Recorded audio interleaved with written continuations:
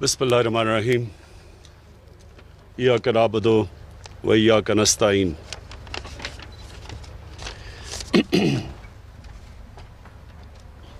अच्छा ठीक है। आज मैं गिलगित बल्तिस्तान की काबीना और ख़ास तौर पे चीफ मिनिस्टर साहब आपको मुबारक भी देता हूँ, और मैं ये आपसे उम्मीद लगाता हूँ कि इंशाअल्लाह ये वो मुंतखब हुकूमत गिलगित बल्तिस्तान में आएगी जो कि एक नई ट्रेडिशन पैदा करेगी। एक हुकूमत एक ऐसी आएगी जो एक ऐसा गवर्नेंस का सिस्टम देगी कि हमेशा के लिए आप नई स्टैंडर्ड्स कायम कर देंगे। तो मैं सबसे पहले तो वो प्राइम मिनिस्टर हूँ जो कोई भी पाकिस्तान में ऐसा प्राइम मिनिस्टर नहीं जिसने ये सारे इलाके को उस तरह देखा हो जो मैंने देखा है। 15 साल की उम्र में मैं पहली दफ़ा आया था जब अभी काराकोरम का ये सड़क भी नहीं बनी थी, हाईवे नहीं बनी थी। और उसके बाद मैं क्रिकेट खेलता रहा। जैसी क्रिकेट से मुझे फुर्सत मिली, क्योंकि सर्दियों में गर्मियों में क्रिकेट खेलता था, तो जैसे मिला तो फिर मैं तब से सारे इलाके में फिर से वापस आया। और मैं आपका सारा इलाका जानता हूँ, आपके मसले जानता हूँ, और जो पोटेंशियल है इस इलाके का वो भी जानता हूँ। और मेरे ख्याल में कि हम जो इंशाल्लाह हमारी ये जो गवर्नमेंट है, ये जो हम अब जिस रास्ते पे जिस रुख पे गिलगित बल्तिस्तान को अब हम डालेंगे, ये सब इंशाल्लाह अवाम की ज़िंदगी बदल जाएगी। तो मैं पहले तो जो चीज़ें हमने फैसला किया कि हम आपके लिए क्या काम करेंगे, अब नई हुकूमत आई है क्या करेगी आपके लिए, तो सबसे पहले तो जो प्रोविजनल स्टेटस है उसके ऊपर फौरी तौर पे काम करेंगे, ताकि जो एहसास महरूमी रही है अब तक यहाँ, वो दूर की जाए। मैं जब भी यहाँ आता था मुझे नौजवान ये कहते थे कि जी हमें बताएं हम क्या पाकिस्तानी हैं या नहीं हैं, हमारे हुकूक हैं या नहीं हैं।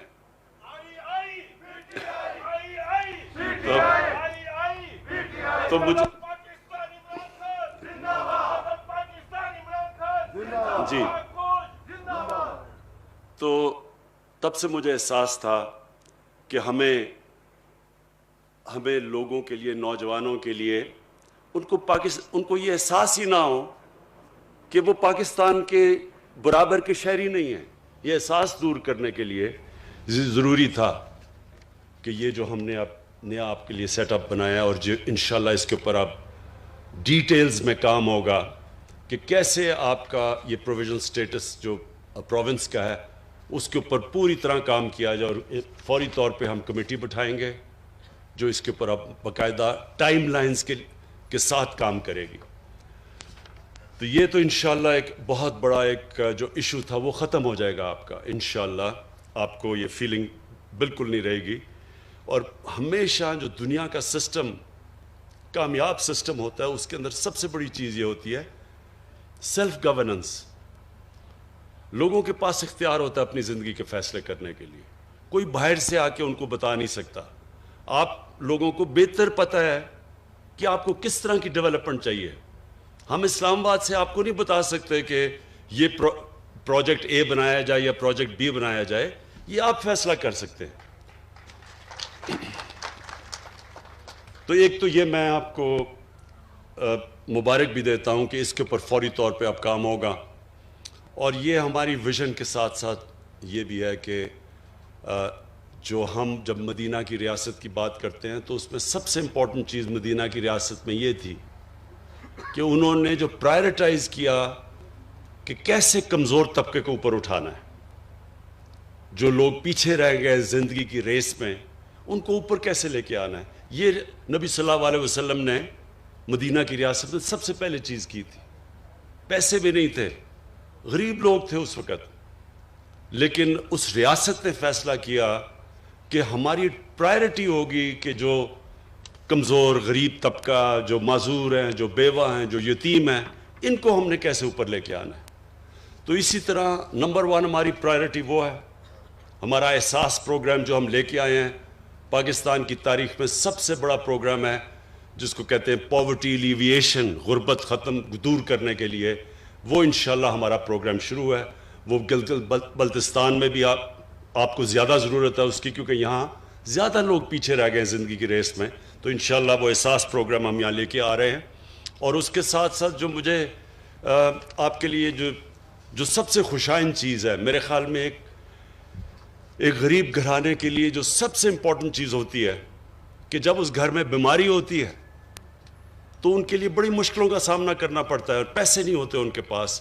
وہ چیزیں بیچ دیتے ہیں, قرضے میں مقروض ہو جاتے ہیں کسی کا علاج کرواتے ہوئے. تو ہم ہیلتھ کارڈ لے کے آ رہے ہیں, سارے گلگت بلتستان کے لوگوں کے لیے ہیلتھ انشورنس لے کے آ رہے ہیں. 10 لاکھ روپیہ ایک گھر کے لیے کہ کسی بھی ہسپتال میں جا کے وہ ہیلتھ کارڈ کے ذریعے اپنا علاج کروا سکتے ہیں, 10 لاکھ تک. اس کے علاوہ جو ٹورزم ہے, کیونکہ میں آپ کے علاقے کے ٹورزم کے پوٹینشل کو جانتا ہوں, کیونکہ میں سارا دیکھا ہوا ہے آپ کا علاقہ, لہٰذا ٹورزم کے اوپر ہم پورا زور لگانے لگے. گرمیوں کے اندر تو ویسے ہی اب جو میں دیکھ رہا ہوں پچھلے 3-4 سال سے کہ یہاں ایک انقلاب آ چکا ہے ٹورسٹ کا, بلکہ یہاں جگہ نہیں ہوتی ٹورسٹ کے لیے ٹھہرنے کے لیے. سارے ہوٹل بھر جاتے ہیں, جو اپنے گیسٹ ہاؤسز لوگوں نے بنائے وہ بھی بھر جاتے ہیں. تو اور بدقسمتی سے کرونا کی وجہ سے یہ پچھلی گرمیوں میں اس طرح نہیں ٹورسٹ آ سکا. لیکن میں آپ کو یہ شور کرتا ہوں کہ 2 قسم کی جو ٹورزم ہے, ایک تو اندرونی ہماری ٹورزم ہے. ہمارا نوجوان ہے, موبائل فون کی وجہ سے جب وہ کہیں جاتا ہے وہ اپنی تصویر لگا دیتا ہے فیس بک کے اوپر. وہ فیس بک کے اوپر دیکھتا ہے, آپ کو ایڈورٹائز ہی نہیں کرنا پڑتا, وہ جو فیس بک پہ چلتا ہے وہ ساری دنیا میں جب تصویریں جاتی ہیں تو دنیا سے لوگ آ رہے ہوتے ہیں. میں جب یہاں 3-4 سال پہلے آیا تھا تو میں نے دیکھا کہ بیرون ملک پاکستانی, برطانیہ سے, یورپ سے پاکستانی یہاں ٹھہرے ہوئے تھے ہوٹلز کے اندر, سب ہوٹل بھرے ہوئے تھے. تو اب یہ بڑھتی جائے گی آپ کی ٹورزم. تو اس کے لیے ہم نے آپ کے لیے سستے قرضے دیں گے تاکہ لوگ اپنے گھروں کے ساتھ گیسٹ روم بنا سکیں, تاکہ ان کی آمدنی بڑھ سکے. تو ایک تو یہ ہم نے پورا پروسیس شروع کیا ہوا ہے. اس کے اوپر انشاءاللہ آپ کو وزیر اعلیٰ صاحب آپ کو ہم پورا اپڈیٹ کریں گے کہ ہم کیا کیا پروگرام لے کے آ رہے ہیں کہ لوگوں کے پاس بڑے سستے قرضے ملیں تاکہ وہ ٹورزم کے لیے اپنے گھر کے ساتھ ایکسٹرا کمرے بنا سکیں. اس کے علاوہ میں بھی پچھلے ہفتے آسٹریا سے ایک بہت بڑی کمپنی ہے, اس سے میری ملاقات ہوئی. تو وہ اسکیئنگ کے اسپیشلسٹ ہیں. اب سوئٹزرلینڈ کے اندر جو زیادہ پیسہ سوئٹزرلینڈ میں بنتا ہے وہ ٹورزم سے, وہ اسکیئنگ سے بنتا ہے, اور آسٹریا میں بھی بنتا ہے. اب یہ جو میرے پاس کمپنی جب میری ملاقات ہوئی, وہ یہ کہہ رہے ہیں کہ گلوبل وارمنگ کی وجہ سے کیونکہ موسم گرم ہو رہا ہے تو ان کے پاس وہ جو ٹائم ہے اسکیئنگ کا وہ کم ہوتا جا رہا ہے. تو وہ میرے پاس آیا, اس نے کہا کہ جو ہمارے یہاں علاقے ہیں وہ اتنے اونچے ہیں اب کہ یہاں بڑی دیر تک اسکیئنگ ہو سکتی ہے, یعنی 7-8 مہینے تک اسکیئنگ ہو سکتی ہے. تو ان سے ہم نے بات چیت شروع کی ہے کہ آہستہ آہستہ اسکیئنگ کے یہاں علاقے ڈیولپ کریں.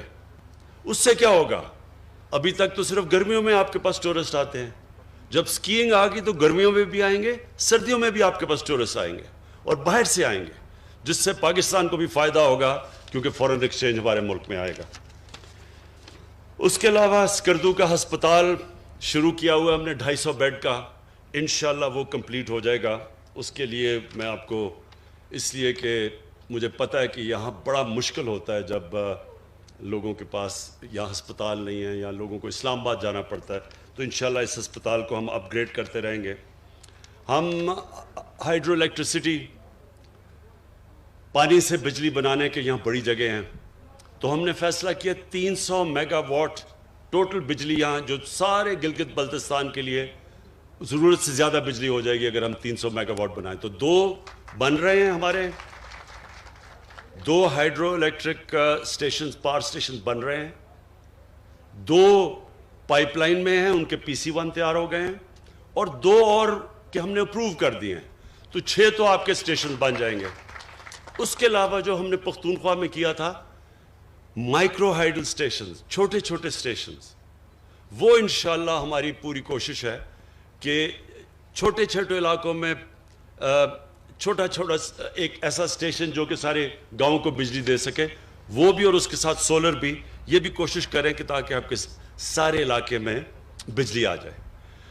پھر special economic zone, special economic zone سیپے کے راستے میں ہے, بلکہ ہماری کنیکشن ہی چائنا سے گلگت بلتستان کے ذریعے, اور اس کے لیے ہم نے فیصلہ کیا ایک اسپیشل اکنامک زون کا. اسپیشل اکنامک زون کا آپ کو پتہ ہونا چاہیے کہ اس کے لیے ساری فیسلٹیز کی ضرورت ہوتی ہے.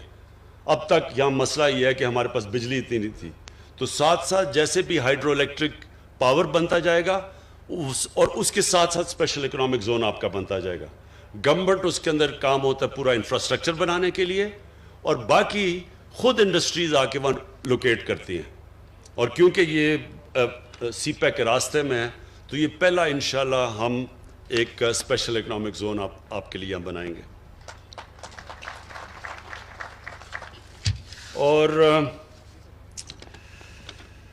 انشاءاللہ جو ہماری سب سے زیادہ کوشش یہ ہے کہ اس کو ایک ٹورزم کا ہب بنا دیں. اب میں آپ کو تحریک انصاف کی ویژن کی بات کرتا ہوں کہ میری ویژن کیا ہے.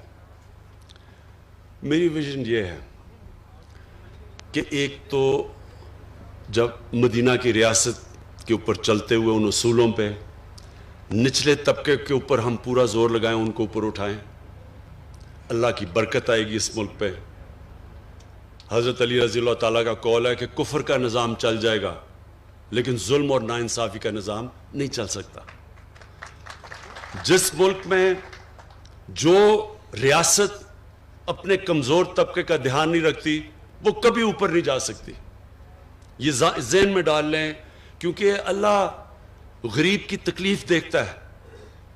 اس کی غریب کی جب وہ مشکل وقت میں اس کی جو آواز ہے وہ اللہ سنتا ہے. برکت نہیں آتی ان معاشروں میں.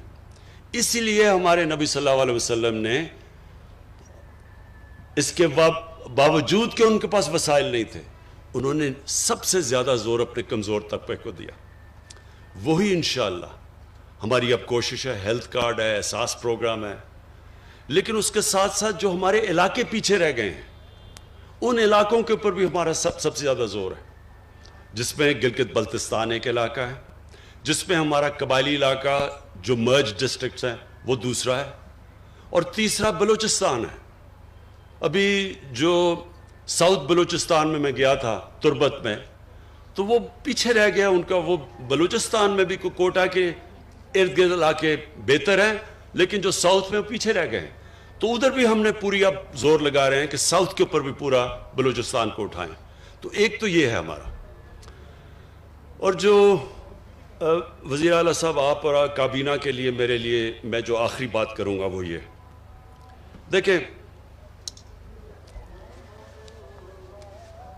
جو لیڈر ہوتا ہے, لیڈر کی جو سب سے بڑی 2 کوالٹیز وہ بہت ضروری ایک لیڈر میں ہونا ہوتی ہے, صادق اور امین. دنیا کے گریٹسٹ لیڈر ہمارے نبی صلی اللہ علیہ وسلم تھے, اور ہمیں اللہ نے قرآن میں حکم دیا کہ ان کی زندگی سے سیکھو, ان کی سنت پہ چلو. وہ گریٹسٹ لیڈر کی یہ جو کوالٹی تھی کہ ان کے دشمن بھی کہتے تھے کہ یہ سچا انسان ہے. انہی کے قدموں پہ چل کے جو میں اپنا بڑا لیڈر مانتا ہوں وہ قائد اعظم محمد علی جناح ہے. قائد اعظم کے بھی دشمن سب کہتے تھے کہ یہ آدمی سچا آدمی. وہ انگریزی میں تقریر کرتے تھے قائد اعظم, عوام کو سمجھ نہیں آتی تھی, لیکن کہتے تھے جو یہ کہہ رہا ہے وہ سچ ہی کہہ رہا ہے. میں یہ چاہتا ہوں کہ یہ بہت ضروری ہے کہ آپ کے اوپر جو یہ اللہ کی طرف سے ذمہ داری آتی ہے, بڑی ذمہ داری ہوتی ہے کہ آپ کو ایک خاص مقام دیا ہے وزیر اعلیٰ اور وزیروں کو کہ آپ اپنے لوگوں کی زندگی بہتر کر سکتے ہیں. تو بنیادی یہ دو چیزوں سے نہ ہٹنا, صادق اور امین. ایک حدیث ہے کہ شیطان انسان کے گناہوں کو پبلک میں نشر کر دیتا ہے. آپ چھپانے کی بھی کوشش کرتے ہیں, وہ گناہ باہر نکل آتا ہے. اب کس کو کیا پتا تھا کہ آپ نے اپنا نیب کا ہیڈ بھی رکھ لیا, آپ نے چارٹر آف ڈیموکریسی سے سمجھوتا بھی کر لیا, مکمکا بھی کر لیا دونوں سب سے. کسی کو کیا پتا تھا کہ پینما کے اندر انکشاف ہو جائے گا اور 4 جو بڑے بڑے محلات ہیں وہ باہر آ جائیں گے, اور اس کے بعد آپ کی پھر سے ٹرائل شروع ہو جائے گی. دیکھیں, یہ چوری چھپتی نہیں ہے, اور یہ چوری کو چھپانے کے لیے, ایک جھوٹ کو چھپانے کے لیے 100 جھوٹ بولنے پڑتے ہیں. اور وہ جو انسان پیسہ بناتا ہے اپنی اولادوں کے لیے, تو اولادوں کو بھی جھوٹ بولنا پڑتا ہے. اینڈ میں وہ پیسہ بچانے کے لیے وہ بھی سارا دن جھوٹ بولتے رہتے ہیں. اس پیسے کا کیا فائدہ جو آپ کی بھی تباہی کرتا ہے, آپ کی اولادوں کی بھی تباہی کرتا ہے. یہ جو حرام کا پیسہ ہے یہ ایک اللہ کی لعنت ہے. میں دونوں آصف زرداری اور نواز شریف کو 30-40 سال سے جانتا ہوں. میں نے ان کے اوپر اللہ کا عذاب آتا دیکھا ہے. یہ ہمارے لیے عبرتناک ہے. اپنی زندگی میں دیکھا ان کے اوپر کہ ان کی کیا حالت بنی. کبھی جیل میں جا رہے ہیں, کبھی باہر آ رہے ہیں, کبھی جھوٹ بول کے لندن جا رہے ہیں, کبھی سعودی عربیہ جا رہے ہیں, سب کے چوری کا پیسہ بچانے کے لیے. پھر بچوں کو جھوٹ بولنا پڑ رہا ہے کہ لندن تو چھوڑو, پاکستان میں بھی کوئی پراپرٹی نہیں ہے. پھر یہ پوری اے پی ڈی ایم کیمپین کر رہی ہے. کرونا میں لوگ مر رہے ہیں, بیماریاں بڑھتی جا رہی ہیں, ہر روز اموات بڑھتی جا رہی ہیں. کل ہماری 3-2.5 مہینے کے بعد سب سے زیادہ لوگ ہمارے کرونا سے گئے تھے, 70 سے اوپر. لیکن وہ جلسے کر رہے ہیں. پتہ ہے کہ جب لوگ جمع ہوتے ہیں تو کرونا پھیل جاتی ہے, سب کو پتہ ہے. سارے میڈیکل ورکرز, ڈاکٹرز, نرسز ہمیں کہہ رہے ہیں کہ جی پریشر پڑتا جا رہا ہے ہسپتالوں میں, اور وہ جلسے کر رہے ہیں. اس لیے کیوں کر رہے ہیں؟ چوری بچانے کے لیے. حرام کا پیسہ انسان کو تباہ کر دیتا ہے. کسی ڈاکٹر سے پوچھ لیں کہ جو سب سے بڑا بیماریوں کی جڑ ہے نا, جس سے کینسر بھی پھیلتی ہے, ہارٹ ڈیزیز بھی, بلڈ پریشر بھی, ڈائبٹیز بھی, وہ ہے سٹریس, ذہنی دباؤ. یہ سب سے زیادہ انسان کو نقصان پہنچاتا ہے. سب سے زیادہ بیماریوں کی ڈر سٹریس ہے. اور اگر آپ نے سٹریس دیکھنا تھا تو کل ایک ہارٹ ٹاک کا انٹرویو ہوا تھا جدھر اسحاق ڈار, پاکستان کے وہ پرانے وہ جو فائنانس منسٹر, ان کی شکل دیکھ لیتے. اس پروگرام میں اس کی شکل دیکھیں تو آپ کو پتا چلے گا کہ سٹریس کیا ہوتا ہے. اگر وہ نہیں بھی اس کو ہارٹ, اس نے کہہ رہا تھا کہ میرا کوئی ہارٹ کا مسئلہ ہے, اگر وہ نہیں بھی آیا تو اس سے ہو جانا تھا. جھوٹ پہ جھوٹ بولے جا رہا ہے, ساری دنیا دیکھ رہی ہے, سب دیکھ رہے ہیں. تو میں آپ سے یہ آج ایز پرائم منسٹر, آپ کی پارٹی کا ہیڈ, خاص آپ کو تاکید کرنا چاہتا ہوں. بہت بڑی ذمہ داری ہے آپ کے لیے. جتنی آپ اپنے لوگوں کی خدمت کریں گے, آپ کو اللہ بھی آپ سے خوش ہوگا, اور جب اللہ خوش ہوتا ہے تو آپ کے دل میں سکون ہوتا ہے. زندگی آپ کی جتنی مرضی مشکل ہو، سوئیں گے آپ اچھی نیند، کوئی آپ کے اوپر دباؤ نہیں ہوگا، لوگوں کی دعائیں آئیں گی آپ کو۔ جب آپ ایک انسانیت کی مدد کرتے ہیں، یہ یاد رکھیں، اللہ آپ سے خوش ہوتا ہے۔ جب اللہ آپ سے خوش ہوتا ہے تو آپ کی روح خوش ہوتی ہے، اور روح کنیکٹڈ ہے اللہ کے ساتھ، اور وہ انسان کو سکون دیتی ہے۔ ہمارے نبی صلی اللہ علیہ وسلم، ان کی زندگی آسان نہیں تھی۔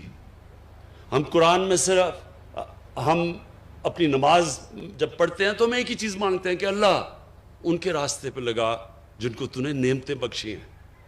تو اللہ کو تو حبیب ایک ہی تھا، قرآن میں تو ایک اللہ کا حبیب ہے نبی صلی اللہ علیہ وسلم۔ تو ان کی، اس کا مطلب کہ ہمیں اللہ کہہ رہا ہے کہ ان کی زندگی سے سیکھو۔